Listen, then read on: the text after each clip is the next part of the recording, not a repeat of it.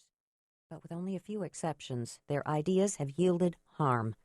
Lyndon Johnson, Gloria Steinem, Norman Lear, Marion Wright Edelman, Jesse Jackson, and legions of their allies on the left took a wrecking ball to American education, family life, criminal justice, welfare policy, and more. The results of their efforts made life in cities like New York nearly unendurable by the early 1980s. Things were scarcely better in smaller cities and towns and the suburbs. New York City was like a canary in a coal mine, reacting first to the noxious ideas that would quickly spread throughout the nation.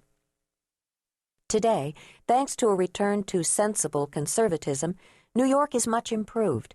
But if this country is to avoid the mistakes of the past, we must be sure we understand what went wrong. Liberals always look back upon the 1960s as the high watermark of idealism and selflessness. I view it differently. The ideas that took root in the 1960s were uniformly self-indulgent, childish, anti-intellectual, irresponsible, and destructive. They failed because they were completely inconsistent with human nature.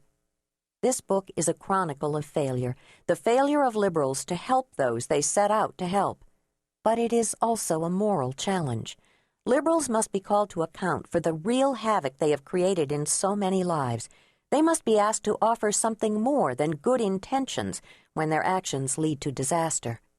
For as long as I can remember, conservatives have been on the defensive. We've been at pains to prove that we're not what the liberals say we are.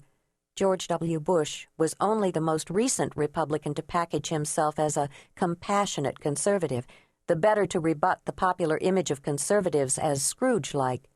Before him, Jack Kemp styled himself a bleeding heart conservative, and George H.W. Bush advertised his new administration in 1989 as kinder and gentler than his predecessors.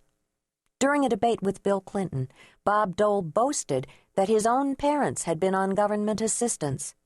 Conservatives tend to underestimate the worth of their own principles: freedom, self-reliance, tough-mindedness, empiricism, and seem to accept the idea that liberal values, compassion, soft-heartedness, soft-headedness, and equality are superior.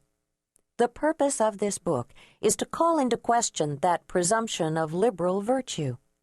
Are liberals truly more concerned about the poorest and weakest members of society than other Americans, or are they simply in love with the idea of their own righteousness? When you demonstrate indifference to the harmful effects of your supposedly benevolent efforts, isn't it fair to call your motives into question? Besides, throughout the past 4 decades, liberals have caused real damage. If that is compassion, then clearly we need a great deal less of it. Liberal dominance of important areas of America's social and political life has undermined many of the virtues that have sustained this country. Though liberal ideas have suffered setbacks in recent years in the areas of crime control, welfare, and family life, the rout is far from complete. This book is a contribution to finishing the job. Chapter 1. Judge not how liberalism created the crime wave. If you were inclined to assault your neighbor and steal his car in 1958, you would have to consider that neither the police nor the courts would cut you any slack because you had a deprived childhood. 1950s America was hardly a police state, but there was none of the sentimentality toward criminals that would characterize the following 2 decades. The average robbery earned a sentence of 389 days. If you were arrested, the police would be free to question you about your whereabouts at the time the crime was committed and establish your alibi, if any, all without reading you your rights or permitting you first to phone a lawyer. If in the course of questioning you about your activities, the police found the baseball bat with which you beat your neighbor over the head, they could use it as evidence against you, even if they lacked a warrant when they discovered it.